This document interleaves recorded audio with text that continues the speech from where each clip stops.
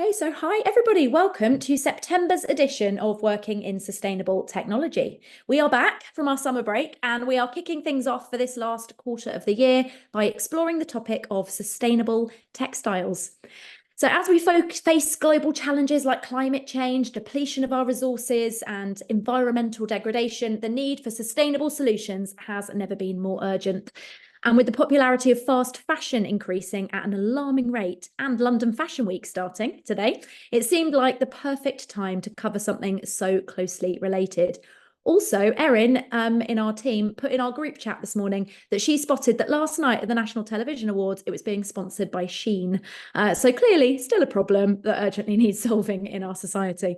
A couple of stats around the topic for you. Globally, over 92 million tonnes of textile waste are generated every year. And on average, 85% of all textiles are thrown away, with less than 1% of clothing being recycled into new garments. Our guest this month is working to change that and to reduce the amount of environmental impact of both textiles and fashion. So I'm pleased to welcome today Genia Mineeva, the founder of Bean London. They are an award-winning accessories brand who were named one of the most innovative fashion companies in the world by British Vogue. They make accessories from recycled materials in their independent studio in London, but they do so much more. They're also a research lab focused on how to transform waste into novel materials. And Genia is here to share with us more about her journey from media to textiles, what she's working on now, and the careers that are required in her sector. So Genia, please take the floor. Oh, thank you so much. Such a kind intro. And yes, very timely with London Fashion Week. I guess it might make sense maybe telling you a little bit about, I'll try to be very brief, how I ended up doing what I'm doing, because it will make a little bit more sense maybe. I spent most of my career doing journalism, news and current affairs. So wars, nuclear deals, that was my life for almost 12 years. The feeling I was getting being a journalist is more like, oh, I'm telling the stories of someone else actually going and changing the world out there. And, you know, I think many journalists have that feeling. What would it be like to actually go and do something? So I thought, okay, charities, the NGO world is where the impact really happens. So I spent a few years working for an international NGO, then worked for the UN on the Global Goals campaign, which was, I think, my first kind of intro into proper sustainability and what we can do as countries, as governments, as international organizations. What can we collectively do to really make a difference? And yeah, my last job before setting this up was change.org, which is a campaigning organization, a platform for campaigning. I was the director for Europe. So I've been in this kind of impact space for a very long time. I've mentored a bunch of social enterprises as a mentor for a government social enterprise scheme. So you see impact happening, and you see people kind of just seeing a problem and building something around it. So I think my barrier to entry was very low. So even though for me it was a quite a significant career change, and that was now what, 8-9 years ago, from media and campaigning and impact into very physical actual product and material innovation, it still didn't feel impossible. I think I'm also an absolute optimist, going, oh, let me try. So I went to Cambridge for a year. I did the CISL, so Cambridge Institute for Sustainability Leadership program, where I then ended up becoming an assessor on that program for a few years, and really getting that scientific framework of what it means, different business models and how do you go about stuff. Anyhow, my idea was I watched a film about waste and learned that we all think that something happens to our recycling. We put everything in recycling bins, job done, tick box. Someone's going to take care of it. Someone's going to turn it into something. And actually very little happens. Very little happens. As you mentioned, Sherry, it's, 1% of textiles get recycled, but it's very similar. I mean, it's a little bit better with plastics, but it's a lot of the resources are actually just discarded, right? At the same time, we keep extracting materials to make new products that we need, everything that we need, in everyday life. So it just felt like, wouldn't it be cool to try and connect it and make stuff from waste? And that was the challenge. I thought it was fun. And I thought, wouldn't it be cool to make something out of waste, but entirely from waste, not just a little element, but a whole product, and make it desirable. Like that was the simple idea, and that's how I started it. Still had a full-time job, still was finishing Cambridge. Maybe I can show you a couple of, well, maybe one picture at this stage to give you an idea of, for those who are not familiar with our work, what it looks like. So we started as a direct-to-consumer brand making handbags. I wasn't even into handbags, to be honest with you. I just wanted to prove the point that it's possible to do something that looks really good, that performs well, that is, a practical product that has the same kind of desirability and user experience, but is made very, very differently. During my research, I learned horrendous things. I spoke to people at big department stores here in the UK, and they all said, well, yeah, we actually manufacture everything really, really far away, and we fly it all here. I was like, wow, surely that's not a great carbon footprint. Like the more you learn, the more horrified you get as a consumer, as a citizen, as someone who cares. And I just thought, I'm definitely not going into this industry, I was thinking, but maybe I could just try to prove a point. The campaigner in me thought, if I make one and I prove that it's possible, maybe it's going to inspire someone in the industry to do something. And it did and it didn't. So you kind of have to do it yourself. That was the conclusion. So, very basic breakdown. It's just taking one of the examples. We now work with over 30 different materials, all waste derived. So we make products entirely from waste, with a recycled content of every textile or leather alternative 70% up. Right. So in this case, a very simple example, the lining would be made from discarded clothes. So this, the socks beyond repair, the things that cannot be repaired, resold in charity shops. So all that kind of textile waste. There's a technology that allows, so you have to separate it by color, you clean it, you process it back into fiber. It's a shorter fiber, but you can weave it back into a thread and then make a new fabric out of it. We've been historically using a beautiful material made in Italy that had 70% recycled cotton. We just started working with 100% recycled cotton made in Switzerland. And it's beautiful. It looks really lush. It's just a really nice material that also doesn't require planting the cotton, growing the cotton, the enormous amounts of water that go into this. So we take the same approach with every material that we use. So it would be the same with zips. The tapes are made from recycled polyester. So it's usually plastic bottles, or it can be polyester clothing, turned into granules, turned into, it's molten, turned into a little thread and then woven. And the brass of the zips, that's 80% recycled content. So it's also recycled metal. The body of these particular products that you see now is leather offcuts and trimmings. It's usually tannery waste, milled into a powder, pressed together by water jets. So we have over 30 of these guys. So there's really kind of very storytelling rich supply chains that we're working with at the moment. As I said, we prioritize a high recycled content so that it's not a little it's a little bit recycled. So it's not really good enough if you want to make a difference. We only work with certified materials, so we always go for certifications. It's usually GRS, so Global Recycle Standard. So kind of the logic from the very beginning has been, can we somehow divert that waste from going into landfills, but also can we create products that we need without taking new resources? So what it does, if you measure things properly, and we've done a bunch of life cycle assessments, tell me if I'm going too geeky, just stop me, wave and tell me this is way too geeky. But we've done an LCA, the first LCA we've done was 3 years ago, I think. We measured what this approach actually does to the carbon footprint. And we thought, wouldn't it be interesting to have a look at how it compares to the normal way things are made, right? So we took one of our designs. It was a simple crossbody bag. measured everything from the waste source to the emissions of processing the waste to the emissions of transportation, you know, the I don't know how many square meters the factory heats in winter, like all of that, how it travels, we travel like truck or boat. So we measured the whole thing for all of the materials, all of the components that became that crossbody.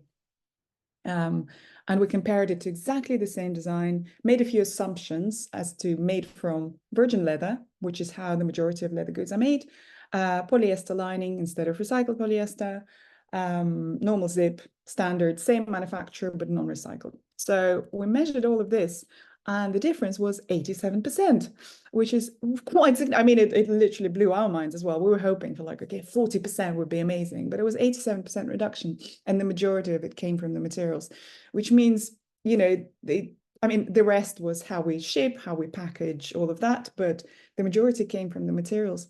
So we asked the guys that did our LCA is then to build us an internal kind of in-house calculator, which would allow us to do those material swaps and make those design decisions at a very early stage, at a design stage. I mean, you can also see that we cut things, everything's a rectangular piece so that we don't create any waste.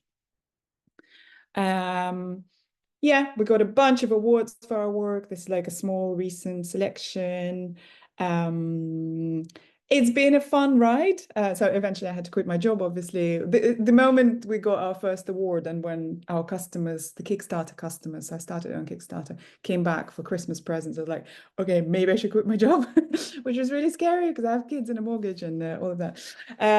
But it's been a really fun ride. So we it used to be just me for quite a long time with an intern or with like, and our team has grown very slowly. We're still super tiny. But what we do now is actually even more exciting, I think, because at a certain point, I mean, there are two kind of things that I'm really, really excited about outside of the brand. It's the material innovation, like hardcore lab. This is what Cassie's really good at. It's sad that she's not here. We're in the same building actually, so we do see a lot of each other a lot. So it's the material innovation chunk of work that we do. So materials that are not yet on the market, that haven't been yet tested properly. So we're usually that design partner. And I can talk about those materials a little bit at length if that's of interest. Like some really cool things like, I don't know, beer waste turned into a lead alternative, or home compostable lead alternative, or all sorts of different textiles that we use at the moment. But also corporate things. This is like really fun because a couple of years ago we got approached by DHL, who read about us somewhere, or maybe saw us at some award ceremonies, and they said, "Oh, we have this waste stream, which is they're one of the biggest sponsors of Formula One." So as a sponsor, they have those banners, beautiful, huge banners created for every race. There are 23 races around the world every year. And those banners, they don't travel from country to country. They usually just hang there for a few days during the race and then they're discarded. So they're a brilliant team. They said, what can we do with those guys? And we said, you know what, instead of recycling them, let's look at the upcycling opportunities. Can we keep the value of that material that has been made? There's a lot of energy that went into this. So we created a line for them. It was 4 projects. I don't know if I have them all. No, I don't have them all in this presentation, but we've created a gifting range. So for their VIP clients, for their partners, etc. So we created a gifting line, which was a backpack, a weekend bag, a laptop case, and a bunch of card holders. And we've done several projects with DHL since then. Then Netflix got in touch with us and commissioned us a project as well. It's a gifting project, again, made entirely from waste. And a lot of my friends joke that they're like, only you can convince Netflix to gift what is essentially rubbish to the super talent, to all the actors and film directors. There was a really cool kind of travel set and a really fun project to work on. We're about to launch a collaboration with Tate. So again, that is made entirely from waste, but also includes a little piece of Tate modern history. So the pink line here and the pockets on the inside of every product, there will be an element of the actual piece of the banner taken down from the building. So we thought it would be nice to not just find a new life for the banner, but also incorporate some of that storytelling and that piece of Tate history into the pieces that you can buy in the shop downstairs, you know. So this is launching next month. I mean, we work with a lot of different materials. So this is a partner of ours that works with plastics. So we're collaborating with them on a few projects. And this is another interesting tech that we've been using lately, which is reworking normally unrecyclable textiles. So something that normally can't go through a normal recycling process. Either that's mixed fabrics, unknown textiles, heavily stitched, processed with lots of zips and buttons. So all of that unfinished, glued things, you know, like some manufacturers just glued a gazillion things together. Like, look at the shoes you're wearing right now. And if they're a pair of trainers, there would be like 25 to 50 different materials in one shoe, all stuck together. There's very little opportunity in actually separate. It's possible, and we know some amazing guys in the Netherlands that do it, but it's very difficult to separate it and process it at a cost-efficient manner so that it's interesting for those recycling businesses to actually get involved in this. So there is a process that we've been working on at the moment, which kind of mills it all into an infinitely recyclable powder, and then can be used to build, you know, all sorts of products. So from point of sale, from store fittings to everything. Yeah, I think I'm going to stop presenting. It was a quick presentation that I had with me, but this is kind of so we've turned almost from a straightforward accessories brand selling products online to really more of a design studio. So we do still definitely have the brand, and it's, you know, we have customers around the world and it's awesome, and people like spread the word. We do very little marketing, but it's very often a word of mouth, which is really cool. But we've become a design studio making products for other companies or more, finding solutions for their waste streams. It's often textile waste, but sometimes it's not. So we've become this kind of team that comes in and goes, okay, we can make something really cool out of this. And these are all the options.